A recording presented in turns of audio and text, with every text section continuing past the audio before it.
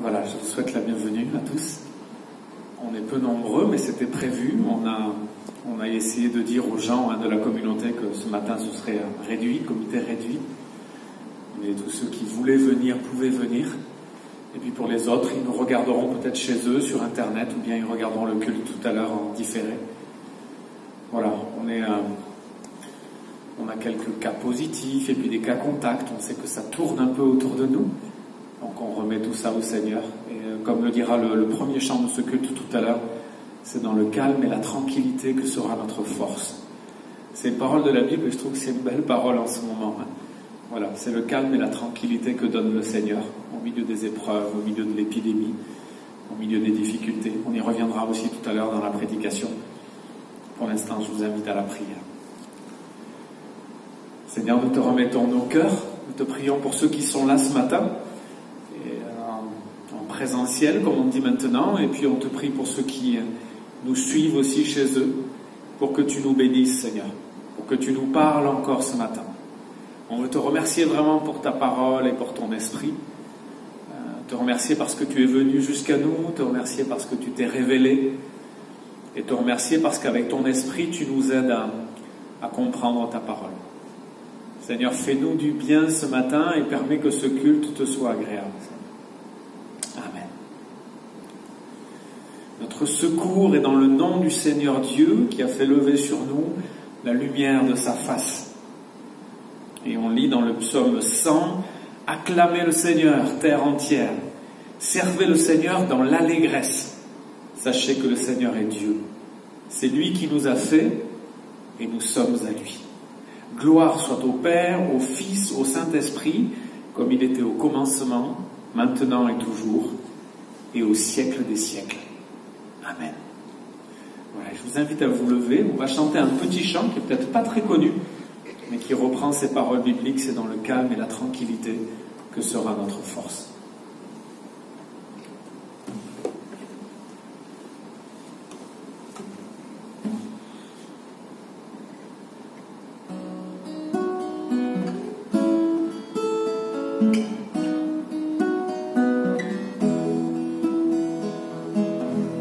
C'est dans le calme et la tranquillité que sera notre force. Et la confiance en ta fidélité sera notre paix. On reprend ça, c'est pas dur. C'est dans le calme et la tranquillité que sera notre force. Et la confiance en ta fidélité sera notre paix. Nous avons tant de peine à croire en tes promesses et à ne pas compter sur nos propres efforts. C'est dans le calme et la tranquillité que sera notre force.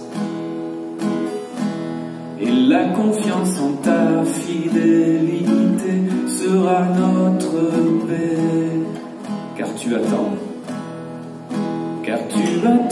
de nous révéler ta tendresse et de convaincre nos cœurs de ta compassion. C'est dans le calme et la tranquillité que sera notre force. Et la confiance en ta fidélité sera notre paix. C'est dans le calme. C'est dans le calme et la tranquillité que sera notre force. Et la confiance en ta fidélité sera notre paix. Une dernière fois, c'est dans le calme. C'est dans le calme et la tranquillité que sera notre force.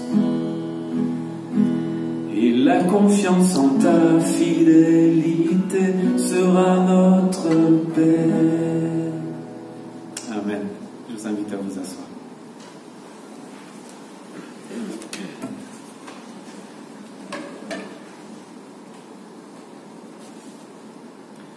voulons adresser au Seigneur nos supplications et nous lui offrons notre adoration. Voilà, on vient de chanter, on prie pour que le Seigneur nous donne son calme et sa tranquillité, mais on veut aussi se confesser devant lui et lui dire qu'on l'aime, lui dire notre adoration. Seigneur Christ, par ton baptême dans les eaux du Jourdain, tu t'es solidarisé avec nous. Et maintenant tu nous dis, je suis avec vous tous les jours jusqu'à la fin des temps. Seigneur, s'il te plaît, aie pitié de nous. Seigneur Christ, aux noces de Cana, tu nous as révélé la joie que tu prépares pour les tiens. Et maintenant tu nous dis, tout ce que vous demanderez au Père en mon nom, il vous le donnera. Seigneur Christ, aie pitié de nous. Et puis Seigneur Christ, à Nazareth, tu t'es fait connaître comme la parole vivante du Père. Et maintenant tu nous dis, celui qui me confessera devant les hommes, je le confesserai moi aussi devant mon Père, qui est dans les cieux. Seigneur, aie pitié de nous. Ô Christ, toi qui es la splendeur du Père, engendré avant tous les temps et toutes les créatures, nous voulons que la gloire soit à toi. Il n'est pour nous d'espoir ni d'attente sinon en toi qui tout fut créé. Tu as exaucé depuis le commencement la prière des justes qui te furent agréables. Accorde-nous aussi le pardon de nos péchés. Garde-nous de tout mal, caché ou manifeste, et fais-nous parvenir à la lumière resplendissante de ta gloire. Toi qui règnes avec le Père et le Saint-Esprit, maintenant et toujours, pour les siècles des siècles. Amen. Et je vous invite à chanter. On peut rester assis pour chanter ce chant, parce que c'est un chant qui nous aide à confesser notre péché et à remettre nos fautes devant Dieu. Si mon peuple, sur qui est invoqué mon nom, s'humilie, prie et me cherche. Si mon peuple, sur qui est invoqué mon nom, se détourne de ses mauvaises voies, je l'exaucerai des cieux.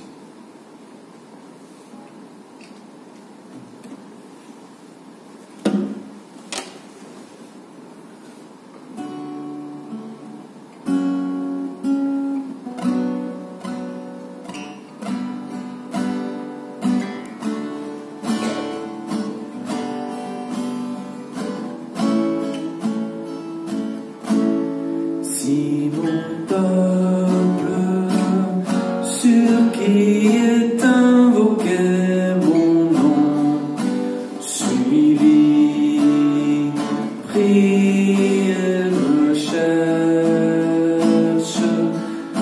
Si mon peuple, sur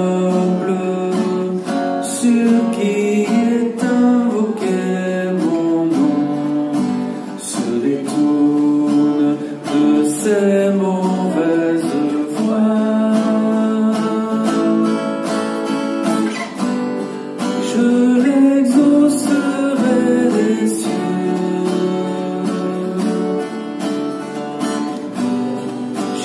J'effacerai son péché et son pays je guérirai. On le reprend. Si mon peuple, sur qui est invoqué mon nom, s'humilie, prie et me cherche.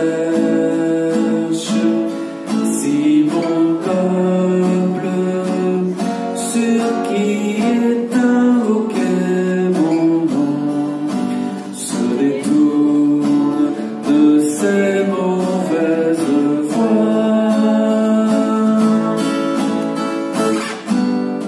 je l'exaucerai des cieux.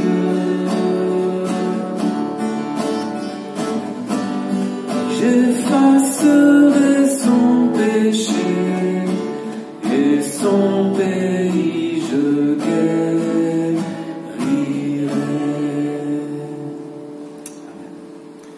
Je vous invite à prier encore le Seigneur. Nous voulons le remercier pour son pardon et le remercier pour son salut. Seigneur Dieu, quand Jésus s'est présenté pour être baptisé dans les eaux du Jourdain, l'Esprit Saint est descendu sur lui et la voix du Père l'a désigné comme son Fils bien-aimé. Fais-nous cette grâce, à nous qui sommes baptisés d'eau et d'esprit, en son nom, de demeurer toujours dans l'alliance de ce baptême, comme des fils que tu t'es acquis par lui, Jésus-Christ, notre Seigneur. Amen. Et on peut encore rester assis pour chanter ce chant qui dit que nous voulons nous tourner vers le Seigneur. On ne veut pas simplement tourner nos yeux vers le Seigneur, mais on veut tourner nos cœurs vers le Seigneur. C'est vers toi que je me tourne. Je veux marcher dans tes voies. Une fois qu'on a reconnu nos torts, c'est bien qu'on n'en reste pas là et qu'on ne soit pas triste à cause de notre péché.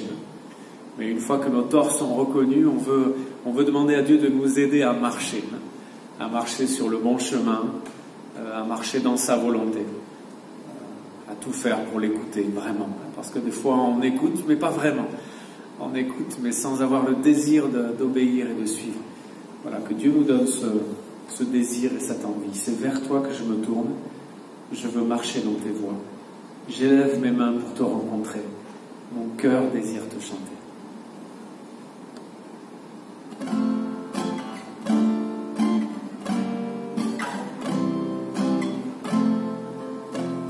C'est vers toi que je me tourne.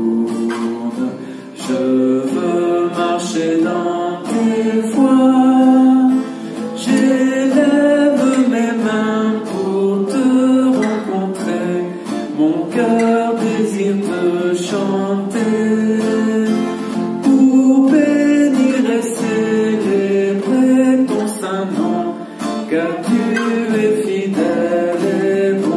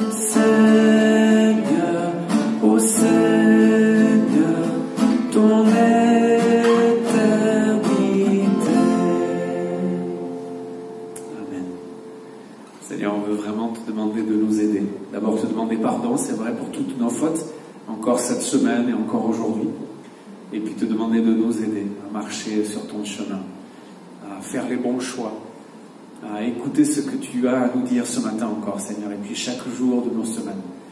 On te demande, Seigneur, de renouveler nos forces et notre envie de t'obéir. Amen.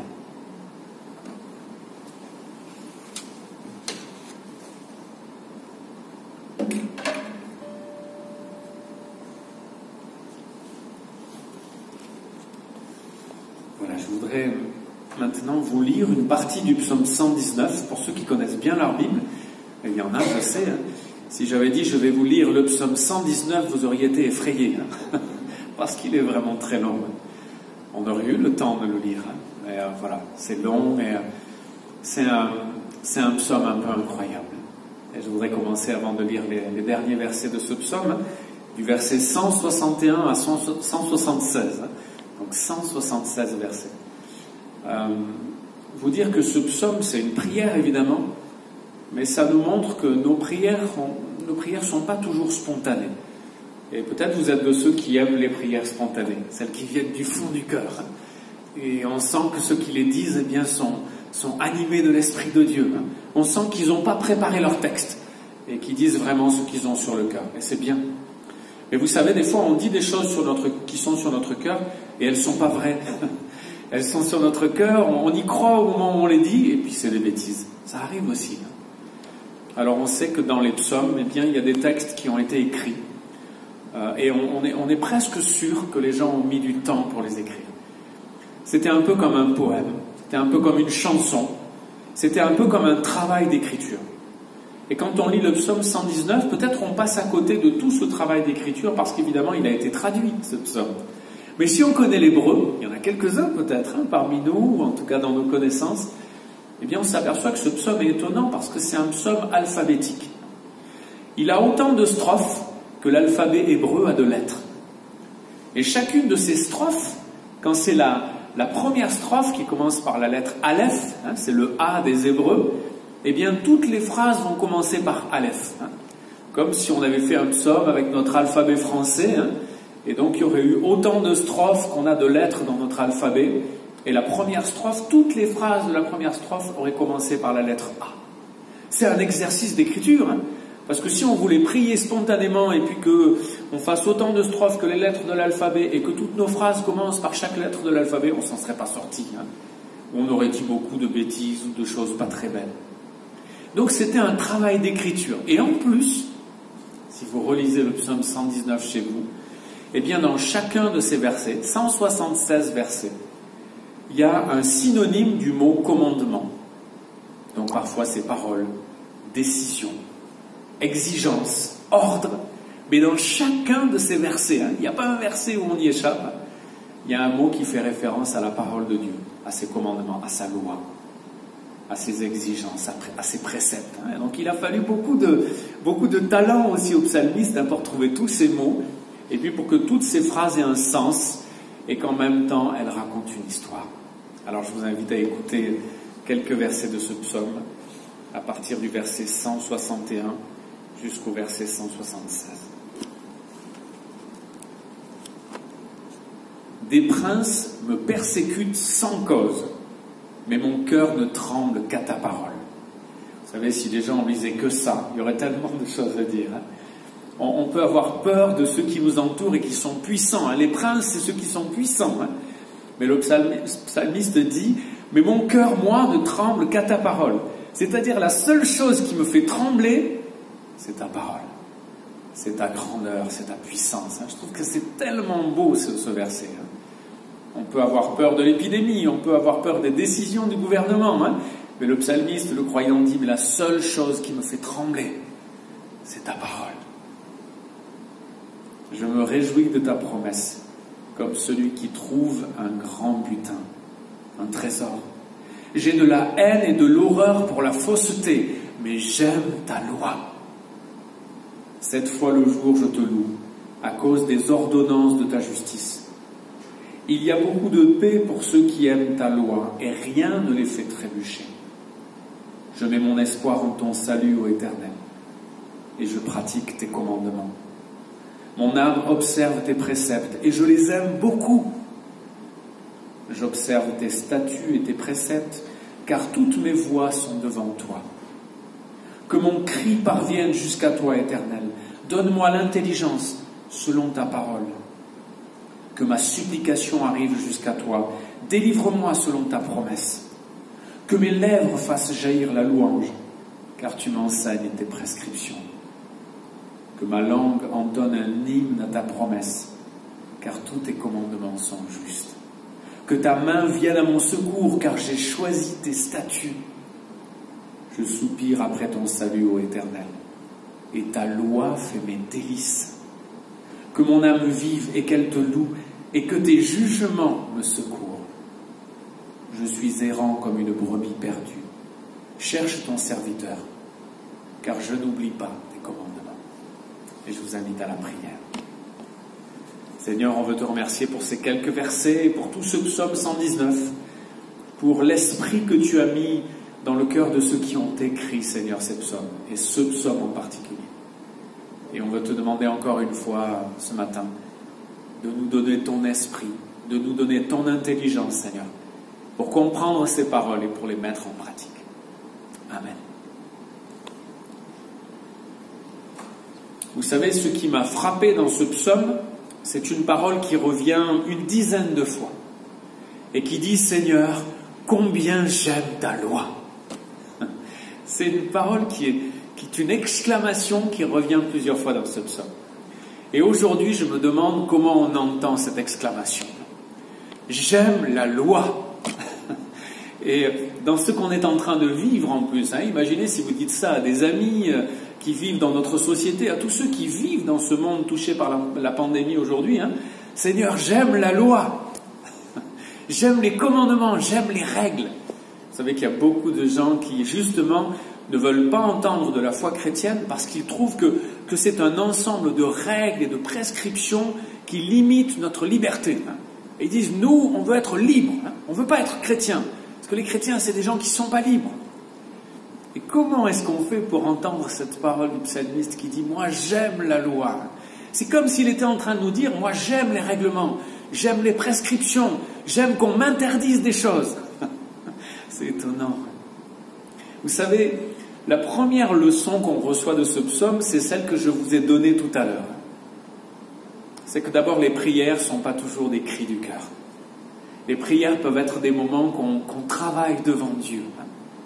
Peut-être qu'un jour, vous aurez le désir d'écrire une prière à Dieu. Et cette prière sera certainement très belle. Parce que vous allez prendre le temps de réfléchir à ce que vous voulez dire à Dieu. Alors que vos prières soient de temps en temps spontanées comme des cris du cœur, c'est très bien. Et je crois qu'on encourage aussi dans cette église les cris du cœur. On veut pas écrire toutes nos prières, mais de temps en temps, c'est bien que les prières soient écrites. Donc c'est la première leçon. Quand on lit le psaume 119, on comprend que c'est une prière écrite, une prière travaillée, et nous on peut faire comme le psalmiste. On peut de temps en temps écrire nos prières. Je ne sais pas si vous avez un carnet de prières, un petit livre ou un grand livre dans lequel vous allez écrire des prières. C'est bien parce que ça nous oblige à réfléchir à ce qu'on veut dire à Dieu. Et quand on parle à Dieu, vous savez, on ne lui fait pas que des compliments. Je ne sais pas comment vous faites avec vos amis, avec les gens que vous aimez. On a envie de dire que des belles choses. On a envie parce qu'on sait que ça fait du bien. Et il faut encourager, il faut dire des belles choses. Mais il y a des moments où on doit dire des choses courageuses. À nos amis, aux membres de notre famille, à nos enfants, si on a des enfants. C'est pas toujours agréable ce qu'on a à dire. Mais on veut dire la vérité. Quand on dit à Dieu la vérité qui est sur notre cœur, on va dire, comme ce psalmiste, c'est une prière qui est écrite, mais qui est très franche. On va dire, Seigneur, jusqu'à quand je crie à toi. Je pleure tous les jours. Ça aussi, c'est dans le psaume 119. C'est la même personne qui a dit, j'aime ta loi. C'est génial, la loi. C'est un trésor, c'est une richesse. C'est la même personne qui dit, Seigneur, je crie à toi. Je pleure tous les jours. J'ai tellement souffert. Vous avez vu, ce que je trouve intéressant, c'est les prières. La deuxième leçon, c'est que quand on dit j'aime la loi, quand on finit par dire, parce que c'est tout un cheminement, c'est pas une parole superficielle. Parfois, on a des paroles un peu trop faciles. On dit à quelqu'un qui va pas bien, on lui dit ça ira mieux demain. Mais c'est une parole facile. Sauf si on dit à quelqu'un ça ira mieux demain parce qu'on a pris le temps de l'écouter. Parce qu'on est sûr que Dieu met ça sur notre cœur. Parce qu'on est sûr que pour cette personne, ça ira mieux demain. Ça, c'est différent. Si quelqu'un dit « j'aime la loi de Dieu », parce qu'il est pris par l'émotion et parce qu'il est dans un culte où il y a beaucoup d'ambiance et parce qu'on vient de dire « la loi de Dieu, c'est bien », il a dit « j'aime la loi de Dieu », mais peut-être c'était un peu superficiel. Le psalmiste, celui qui a écrit le psaume 119, s'il a écrit ce psaume, c'est qu'il a réfléchi. J'aime ta loi, Seigneur. Combien j'aime ta loi. Et dans ce psaume, il dit aussi, cette même personne, et ça nous montre que ce n'était pas une parole superficielle, il dit aussi combien il a souffert. Vous savez même ce que dit le psalmiste.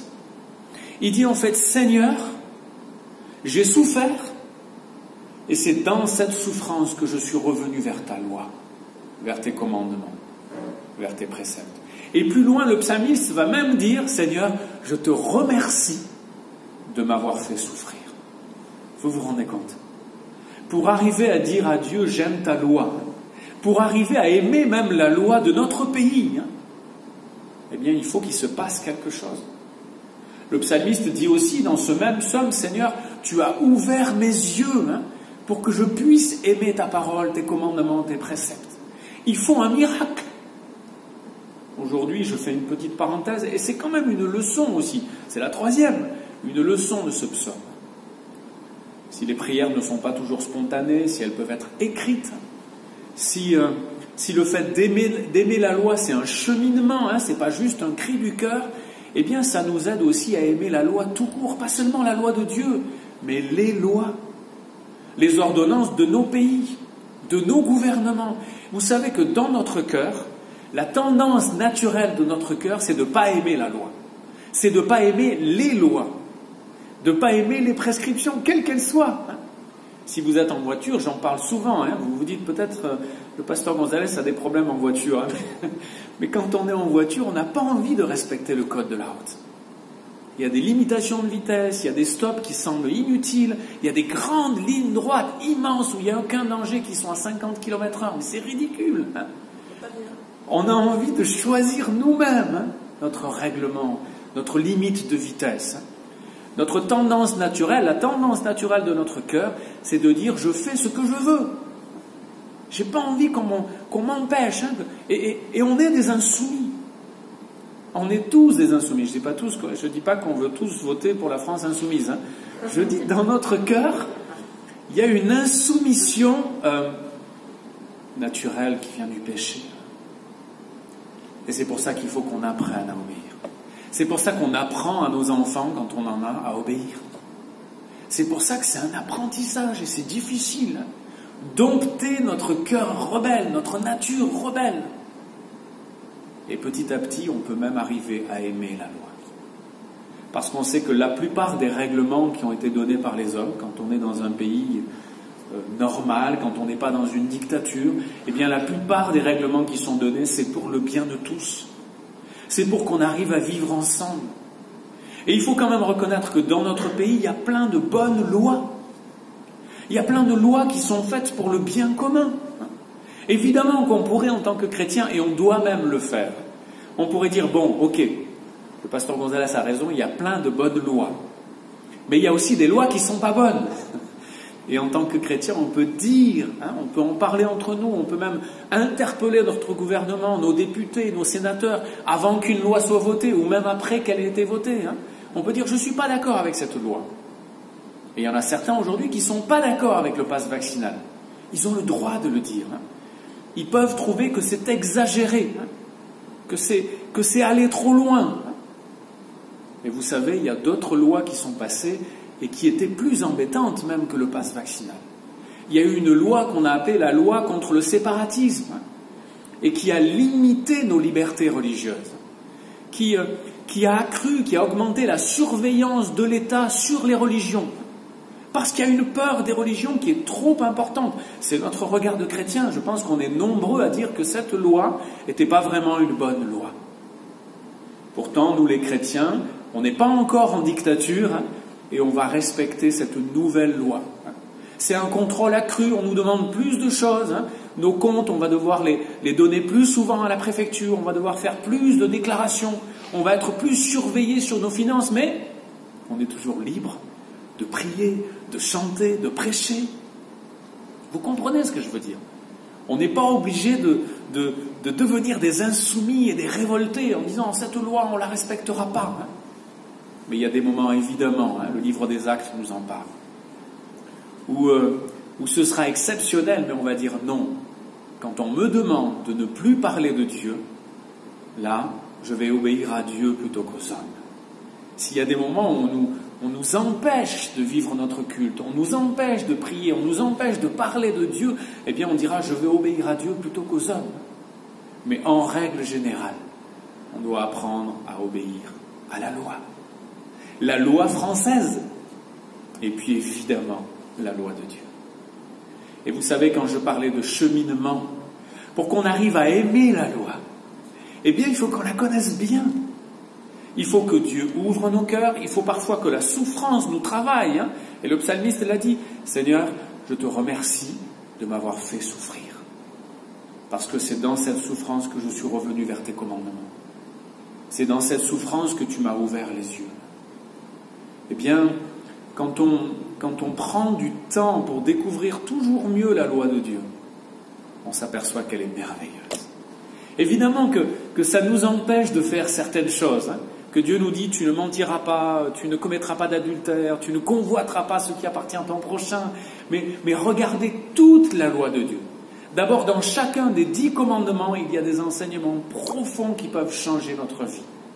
Vous savez, c'est Calvin qui disait, quand il y a marqué « tu ne voleras pas », c'est un enseignement tellement riche qui pourrait changer notre vie et la vie de notre société.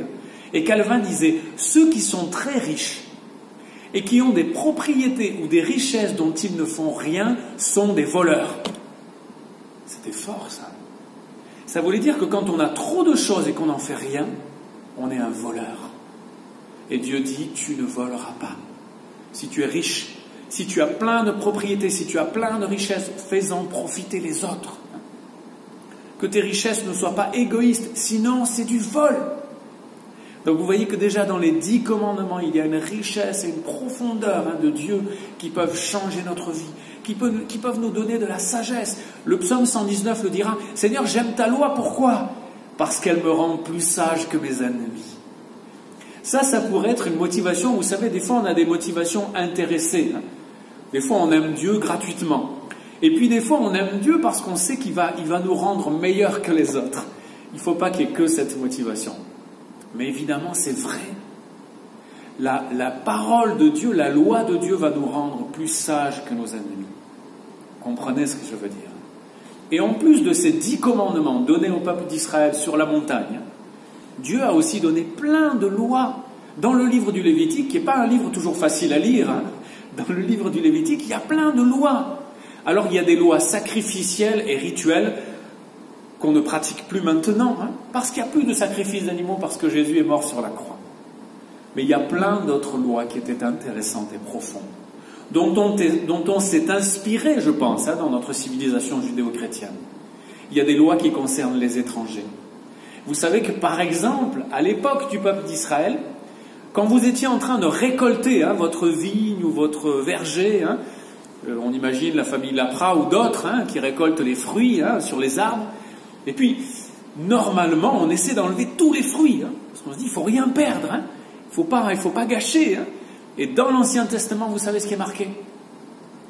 Eh bien, quand vous récoltez, s'il reste des fruits, des grappes de raisin ou quelques pommes qu'on a oubliées sur un arbre, eh bien, laissez-les là, pour les pauvres et pour les étrangers. Vous avez noté combien ? Vous aviez noté combien cette loi est une bonne loi, combien elle révèle le cœur de Dieu. Elle révèle l'amour de Dieu pour ceux qui sont faibles, pour les petits, pour les méprisés. Il y a des lois aussi qui protègent les femmes. Vous savez pourquoi il y avait une lettre de divorce obligatoire quand un mari voulait chasser sa femme ou répudier sa femme, il fallait qu'il y ait de bonnes raisons et il fallait absolument qu'il lui écrive une lettre de divorce. Pour que cette femme ne soit pas considérée comme une prostituée, pour qu'elle ne soit pas jetée au mépris des autres, et pour qu'elle puisse se remarier. Il y a plein de lois très précises, très contextuelles, qui montrent l'amour de Dieu pour les petits, l'amour de Dieu pour son peuple. Vous savez qu'il était exigé que la terre se repose régulièrement, le sabbat de la terre, le jubilé. Quelle sagesse! L'écologie, c'est pas né en 2000 ou en 2020, c'est pas la grande idée des écologistes. C'est notre Dieu, on en a parlé la semaine dernière, qui ordonne le repos. Il ordonne le repos pour les êtres humains et pour la terre. On sait que c'est tellement sage. Et quand on entre dans la profondeur de toutes ces lois, on y découvre l'amour de Dieu. Vous savez, si le psalmiste dit « J'aime ta loi », c'est parce qu'il a compris que la loi était l'expression de l'amour de Dieu. Et en disant « J'aime ta loi, j'aime ta parole, j'aime tes commandements », il est en train de dire « Je t'aime, Seigneur, parce que toi tu m'aimes. Tu m'as aimé, tu me fais comprendre ton amour au travers de ta parole, au travers de tes commandements. Eh bien, je veux t'aimer moi aussi. » Et je voudrais terminer avec les conséquences de cet amour. Quand on finit par aimer la loi, quand on respecte même la loi française, pas juste parce qu'on a peur d'avoir des contraventions. Vous savez, souvent sur la route, on respecte le code de la route parce que maintenant, il y a des radars. Alors attention, ça flash et ça coûte cher. Le gouvernement a très bien compris que si on touche à notre porte-monnaie, on n'est plus obéissant. Mais vous comprenez qu'il y a un moment où il se passe quelque chose, il y a une conversion. quand on obéit plus seulement parce qu'on a peur de la contravention, mais quand on obéit par amour.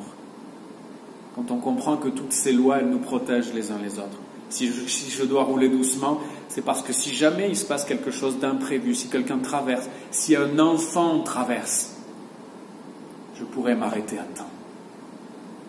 Et le jour où un enfant traverse et où j'ai choisi de rouler à 80 au lieu de 50, et que je renverse cet enfant, j'ai accompli quelque chose de terrible. Et c'est parce que je n'ai pas su respecter la loi. Parce que j'ai voulu être mon propre Dieu, celui qui décide la vitesse à laquelle il roule. Quand je comprends en fait que ces lois sont pour le bien de tous, eh bien je finis par aimer ces lois. Je finis par être heureux de les respecter. Évidemment, il y a de mauvaises lois. Évidemment, avec la loi française, eh bien, de temps en temps, dans de rares cas exceptionnels, eh bien, on pourra dire « je préfère obéir à Dieu plutôt qu'aux hommes ». Ce qui veut dire en général qu'on ira plus loin que la loi française. On ne va pas se contenter de tolérer les gens, on va les aimer. On ne va pas être indifférent, laisser les gens faire ce qu'ils veulent, on va leur dire la vérité. On va plus loin que la loi, mais on respecte déjà la loi française. Et petit à petit, on va aimer la loi de Dieu. Parce qu'on va aimer de plus en plus ce Dieu qui se fait connaître, qui se fait comprendre, qui montre son amour au travers de tous ses commandements. Et les conséquences, le psaume 119 en parle, c'est la paix que Dieu mettra dans notre cœur. Mieux on connaît la parole de Dieu, ses lois, ses commandements, ses préceptes, plus on trouve la paix. Vous savez ce qui va se passer aussi, c'est que petit à petit, on va détester le mal. On va détester la fausseté. C'est ce que dit le croyant qui écrit cette prière. Seigneur, je déteste le mal. Ça me dégoûte. Et même ceux qui font le mal, ceux qui se moquent de toi, ils me dégoûtent. Alors c'est un peu étonnant, on sait qu'on est appelé à les aimer. Mais on peut aimer des gens qui nous dégoûtent, dont le comportement nous dégoûte. En fait, plus l'esprit agit en nous, et moins on supporte le mal. Et attention, ce que Dieu doit faire en nous, le miracle qu'il doit accomplir en nous, c'est qu'on ne supporte pas le mal chez les autres. Ça, c'est assez facile. Ça vient avec la proximité de la parole de Dieu, mais c'est quand même facile, parce qu'on voit souvent facilement le mal qui est chez les autres. Mais on ne va plus supporter non plus le mal qui est en nous. On va pleurer chaque fois qu'on fait quelque chose de mauvais. Chaque fois qu'on a blessé quelqu'un, on est malheureux. Et on demande pardon à Dieu et on demande pardon à cette personne. Voilà les conséquences de l'amour de la loi de Dieu. Quand on aime la loi de Dieu, petit à petit, on trouve la paix. Petit à petit, on déteste le mensonge, la fausseté, la désobéissance. Notre désobéissance, notre mensonge, notre fausseté, mais aussi, c'est vrai, celle des autres. On est en colère comme l'apôtre Paul qui se baladait dans Athènes et qui voyait les idoles. Et ça le mettait en colère. Et le croyant qui écrit le psaume 119 aussi, 2-3 fois il parle de la colère qu'il ressent à cause de ceux qui désobéissent à la loi de Dieu. Et il parle même d'une colère contre ceux qui n'obéissent pas entièrement à la loi de Dieu. Comme s'il était en train de nous dire, mais maintenant, je veux obéir entièrement à la loi de Dieu. Et je voudrais terminer avec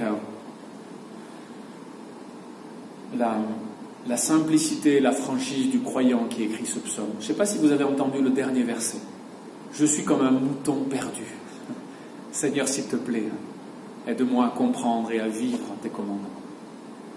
Vous voyez cet homme qui est plein de conviction et qui ose dire « J'aime ta loi, Seigneur », c'est aussi quelqu'un qui crie régulièrement à Dieu. Parce qu'il a beau aimer la loi de Dieu, il sait très bien qu'il est faible, qu'il est fragile. Il est comme un mouton perdu. Seigneur, s'il te plaît, j'aime ta loi, c'est un trésor. Ça vaut mieux que tout l'argent du monde, que l'or le plus pur. Ça, c'est dans le psaume 119 aussi. Et je serre ta parole dans mon cœur afin de ne pas pécher contre toi. Tout ça, ce sont des paroles extraordinaires écrites par le croyant. Mais c'est lui aussi qui dit, Seigneur, s'il te plaît, sans toi, j'y arriverai pas. Eh bien, je prie pour qu'on ait cette même enthousiasme, ce même enthousiasme pour la loi de Dieu. Qu'on apprenne à connaître cette loi de mieux en mieux, et que ça nous aide à aimer Dieu et à aimer nos prochains. Que ça nous aide même à mieux respecter la loi française. Que ça nous aide aussi à voir ce qui dans la loi française ne va pas. Parce que plus on va connaître la loi de Dieu, plus on va aimer la vérité, et moins on va supporter certaines lois. Il n'y en a pas beaucoup, mais quelques-unes qui vraiment ne correspondent pas à ce que Dieu veut. Et petit à petit, avec l'aide de Dieu, parce que notre amour pour lui et pour sa parole va grandir, eh bien nous allons trouver la paix. Et nous allons aussi petit à petit détester de plus en plus le mal qui est en nous et le mal qui est autour de nous. Et nous allons dire de plus en plus et vivre de plus en plus la vérité. Que Dieu nous aide dans ce monde troublé à être de ceux qui aiment la parole de Dieu, qui aiment sa loi, qui aiment ses commandements, qui aiment les règles qu'il fixe. Parce que c'est comme ça que Dieu a exprimé son amour. Parce que c'est ce qu'il veut. Et parce que cet amour de la loi va nous donner beaucoup de sagesse et va nous donner la paix. Amen.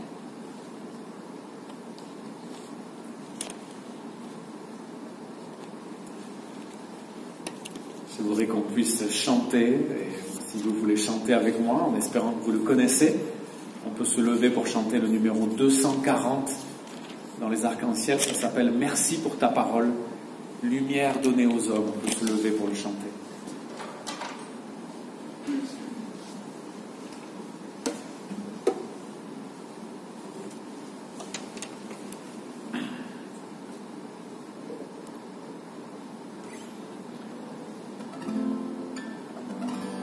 On veut le chanter comme une suite à ce message, à ces paroles du psaume 119, qui honore la loi de Dieu et les commandements de Dieu.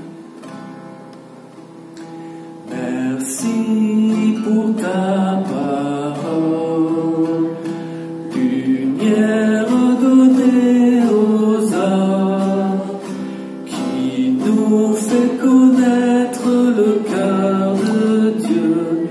J'aime ta parole, Seigneur, elle est la vérité sur mon sentier. Par elle je veux me laisser guider et faire ta